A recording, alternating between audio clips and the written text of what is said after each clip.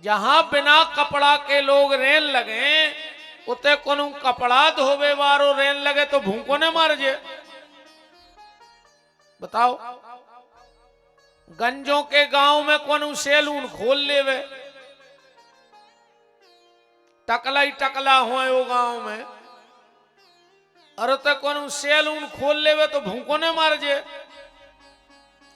ऐसे ही जहां भगवान का नाम जपने वाले ना हो उस जगह का त्याग कर देना चाहिए। नाम जप करो प्यारे, जितना अधिक से अधिक कर सकते हो,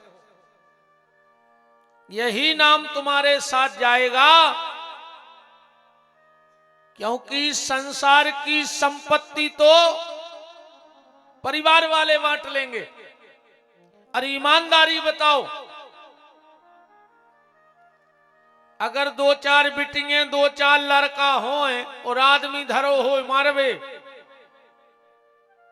तो फिर वे जा सलाह करत के अब का पता कौन कौन जी मकान दे हैं, कौन को दुकान दे हैं, कौन को गरे की चेन दे हैं,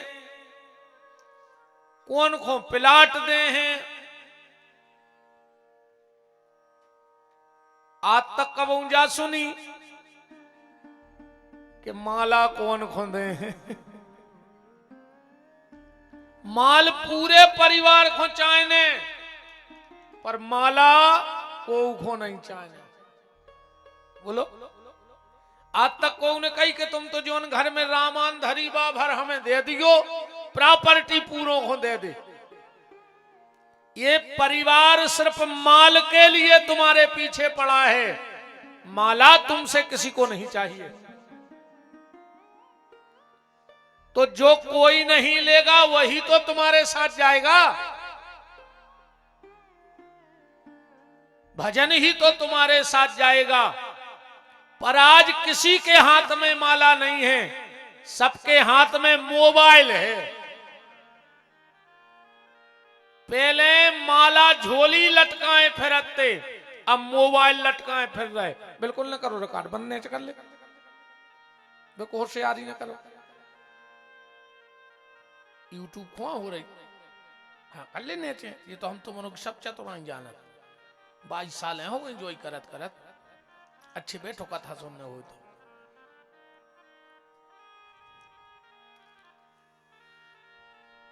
श्री सीताराम जी महाराज की।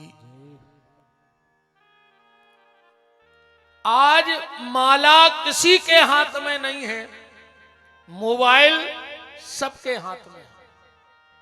देखो, निवेदन ये है, माला जरूर रखो हाथ में। माला रखोगे तो क्या होगा?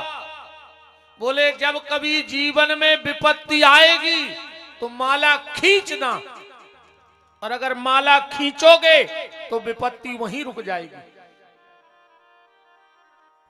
ट्रेन में कितनी भी स्पीड से ट्रेन चल रही हो, और अगर ट्रेन में कोई जंजीर खींच दे तो ट्रेन वहीं रुक जाती कि नहीं रुक जाती?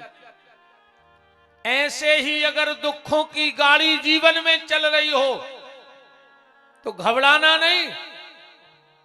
ये संसार भी एक सफर है, ये संसार रेलगाड़ी के डिब्बे हैं और उसमें हम लोग बैठे हैं। जब कभी ज्यादा संकट दिखाए तो जैसे ट्रेन को खींचने के लिए, रोकने के लिए चैन खींच दो, ऐसे कभी जीवन में दुख आवे तो झोली में हाथ डाल के जल्दी जल्दी माला खींचो, अपनी तरफ खींचो जल्दी जल्दी, अपने आप दुखों की गाड़ी रुक जाएगी। पर आज कोई भी हाथ में माला नहीं लेना चाहता।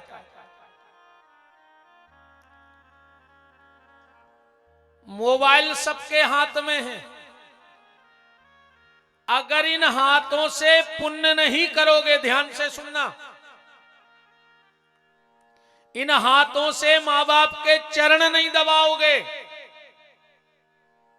इन हाथों से माला नहीं करोगे, इन हाथों से पुण्य नहीं करोगे, तो इन हाथों का पानी भी पितरों को नहीं लगेगा, गारंटी की बात है। जिन हाथों ने पुण्य किया है उन्हीं हाथों का पानी पितरों को जाता है। और जब पुण्य ही नहीं किया तो तुम कितना भी पानी देते रहना अपने पितरों को, पर वो वहां तक नहीं जाएगा। पानी में भी अंतर होता है। अच्छा एक बात बताओ, किसी किसी पानी में दाल नहीं चढ़ती, माने नहीं चुरती, ये माताएं जानती होंगी, बोले वो नल के पानी से चुरता ही नहीं है। होते हैं सो के नहीं होते। कोनों कोनों के पानी में बिल्कुल जल्दी घुर जाता। तो जब पानी में दार नहीं चढ़ रही माने चुर रही, क्योंकि वो पानी खराब है। तो जब यहां की दाल पानी में नहीं चढ़ती तो पापी हाथों का जल स्वर्ग में कैसे चढ़ जाएगा? इतना विचार करो, कैसे चढ़ेगा?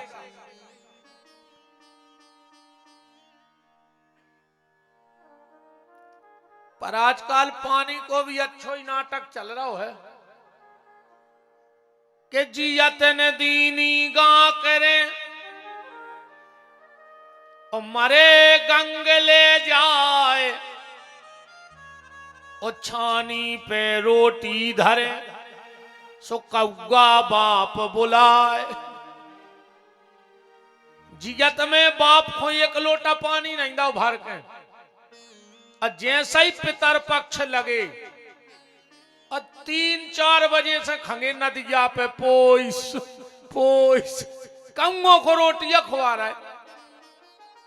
तुम्हारा बाप का इतना पापी है तो के मार के कौआ बनो।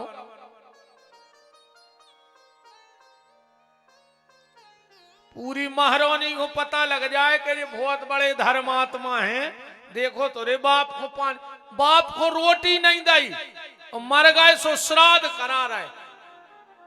कराओ श्राद्ध, जिगत में बाप को खुआओ नहीं और मर गए सो दारू खोरों खुआ रहे। जितने दारू खोर हैं सब जोल लाए, कई पिताजी की श्राद्ध कर रहे हैं। एक बात गांठ में बांध लो आज हमारी, श्राद्ध करना पर योग्य व्यक्ति को श्राद्ध जमाना। सबसे पहले तो एक सुन लो, ब्राह्मण तुम्हारा कितना भी खास क्यों ना हो, कितना पारिवारिक क्यों ना हो, अगर तुम्हें यह पता है कि यह ब्राह्मण दारू पीता है तो श्राद्ध के दिन उसको भोजन मत कराना तुम्हारे घर में, वरना तुम्हारे उसी दिन सारे सत्कर्म नष्ट हो जाएंगे। योग्य ब्राह्मण को लिखा है, शराब पीने वाले को नहीं। उस श्राद्ध को भोजन, 13वीं को भोजन, तो शराब पीवे वाले कोनो रिश्तेदार को न खुआओ, चाहे वही दिन संबंध टूट जाए, मना कर दो। यहां तक लिखा है कि अगर तुम्हारा पुत्र योग्य है, भजन कर रहा है, तो श्राद्धों को खुआ दे तो तुम्हें फल है, पर शराब पीने वाले को श्राद्ध मत खिलाओ। तो पानी भी वही को लग है जेने जिगत में दाव है भर के, सीधी बात जा सुन ले। जिगत में नहीं दाओ सो मारे के कछु नहीं होए।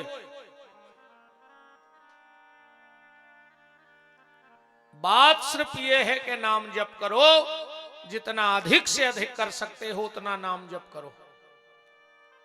कल की चर्चा में आप सुन रहे थे, श्री सुखदेव जी राजा परीक्षित को कथा सुनाने गए।